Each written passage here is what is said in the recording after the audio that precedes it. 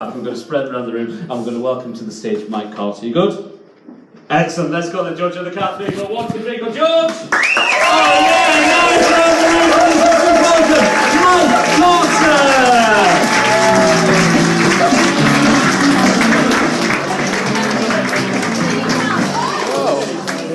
Oh, thank you so much, Judge. You really are the daddy of this gig, aren't you? Can you be my daddy? I'd actually know what you look like then. So, seems like everyone's out celebrating something tonight, yeah? Yeah. Nice weather, bank holiday coming up. Yeah. I'm celebrating as well, actually. It's been my first anniversary with my girlfriend this year. Obviously this month.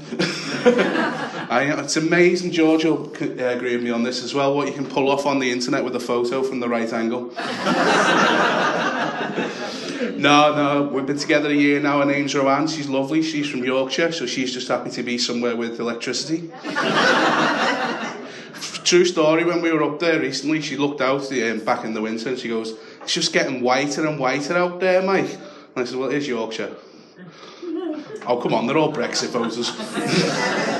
No, but we decided to celebrate our anniversary. We were going to go and see the Chinese Terracotta Army while they're visiting Liverpool, which makes it sound like they've got a travel lodge, isn't it? Yeah, you can come and see them, but they're on the ferry at the minute, mate. No, but we went along, and if you get the chance, go. Has anyone been?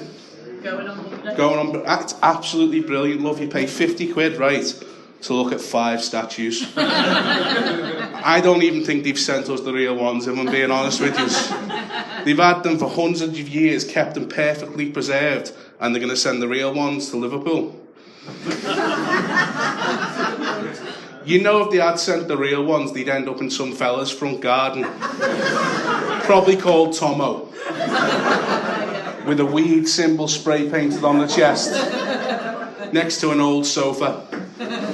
But we were queuing up to go in, and I got approached by a smackhead. And I'm not one to have a go at someone for their appearance, because, you know, it's been casual Friday for me for a while now. But this fellow was wearing high-tech trainers, green bicycle shorts and a green bubble coat. And he said, "Have you got 60p there, fella?" And I said, "Mate, it's 50 quid to get in here." So we got into a fight, and he goes, "The fucking state of you, lad." And I'm looking at him going, "The state of me, you scruffy prick." What do you want the 60p for? To power your time machine to get back to the 80s to buy more high-techs? So anyway, we get like dragged away from him. We're going in. It's one of those snaky queues, you know, where they force you around zigzags and that. And I'm listening to this girl on a phone in front of me. She's going through the most middle-class breakup you've ever heard. Me and John have decided to consciously uncouple. I said to him, "You please my eyes, but you offend my cerebral notions." Which, if that was a Scouse bird, she'd be going, "He's fit as fuck, but he proper does me head in." And for a laugh, I just went to my girlfriend, "State of that." And the next thing I hear from out of nowhere, "Who the fucking hell are you talking about, lad?" Smackhead's back, and I went, "Not you, mate." And he goes, "State of you, I'm surprised you've even got a girlfriend looking at you." I went, "I'll tell you what else I've got that you haven't, mate. 60 fucking pence.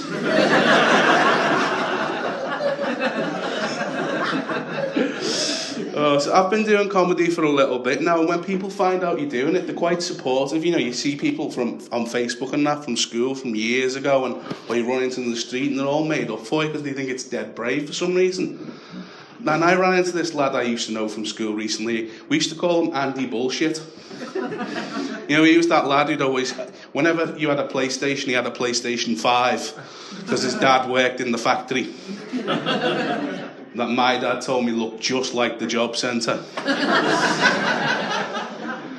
I ran into him and he says, "Oh, I've seen you doing the comedy, lad. How you doing? You making much money doing that?" And I went, "Nothing I don't tell the dole about, fella."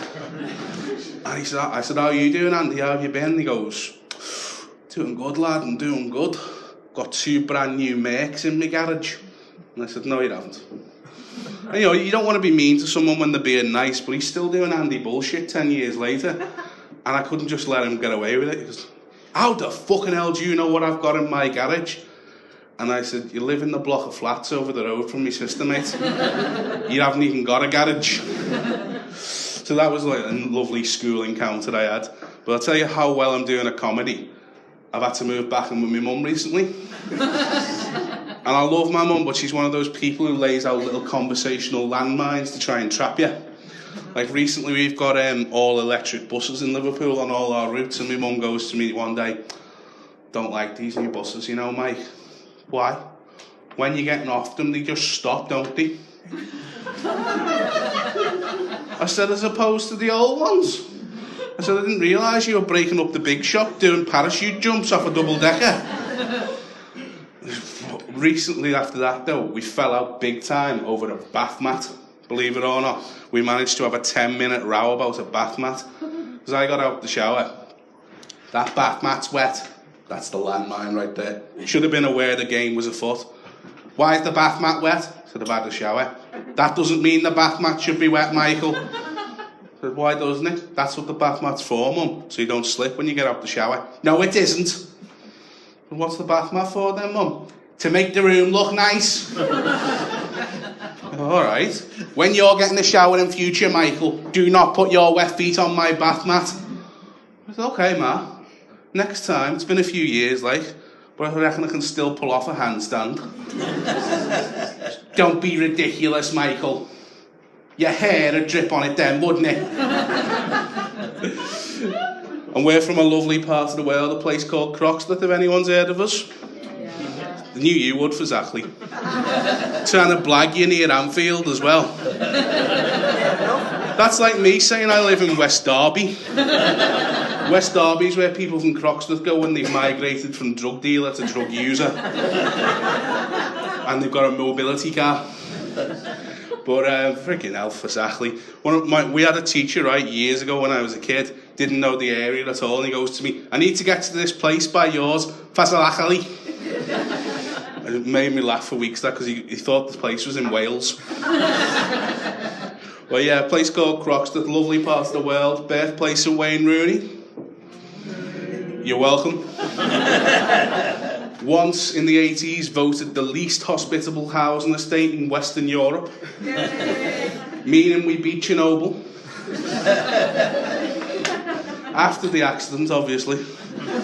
But I thought, I lived away, I had my own job, I had my own place for a bit, and I thought coming back in the last year, Croxteth will be a better place. Now, it's not, it's still a shit Liverpool council estate.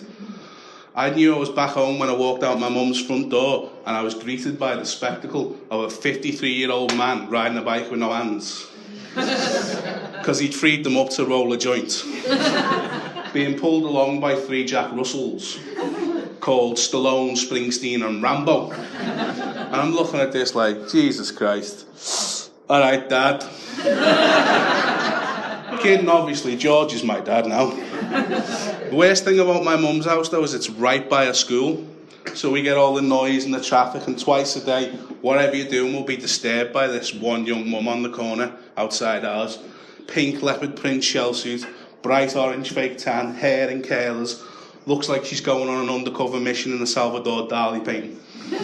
And whatever you're doing will be disturbed because she's always shrieking at the top of her lungs. Tracy, Leanne, Tasha, Christabel, Mary, Louise, Siobhan, Kendall, Brianna, Destiny, Chastity, Hope, Avril, Safira, Beyonce, get here, now! And then one kid comes running around that corner.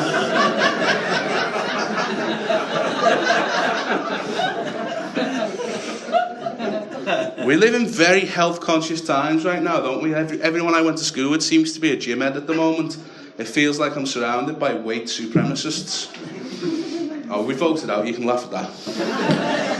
No, but it's tough. It's tougher than it's ever been to be fat, especially in the last few years since thin people invented diabetes. And you know it was you. Because who else would give us a disease you can treat with an emergency chocolate bar?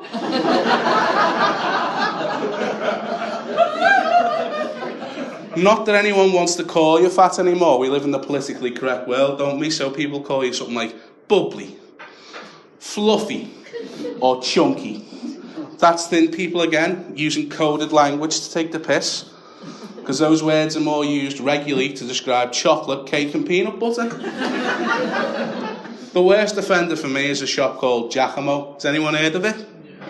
Yeah, great deal on plus-size jeans. If you've never been, they are a plus-size clothing shop for big men. They sell everything fat men need except for dignity. My main problem with them, particularly the one in Liverpool, is it's on the second floor. But I went in there to buy jeans, and this man goes to me, "What? I'm going to be your stylist for today." And I said, "Mate, when you're this size, it's not about style, it's about containment." I said, "I just want plain black jeans." He goes, "Would burgundy chinos be acceptable?" I said, "Have they ever?" I said, "Just plain black jeans." So he takes me over to my section, and in Giacomo, the jeans in my size are described as husky. Exactly, husky. Do I look like I can run for 18 hours a day pulling a fucking sled?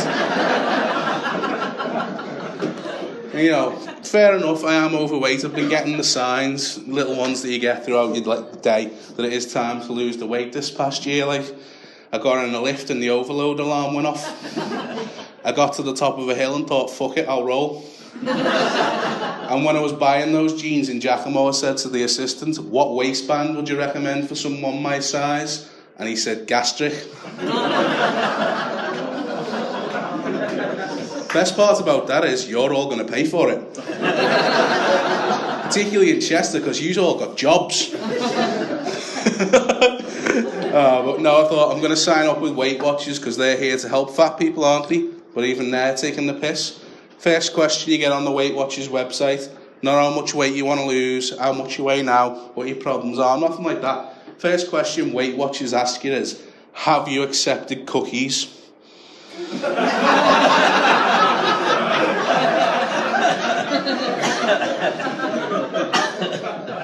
And you know, I've had to put up with this for a long time. When I was a teenager, I had a bit of a goth phase, and that got ruined by thin people. Everywhere I went, same lame joke till I couldn't handle it anymore. Here he comes, Vampire the Buffet Slayer. Cheers, guys. I've been Mike Carter.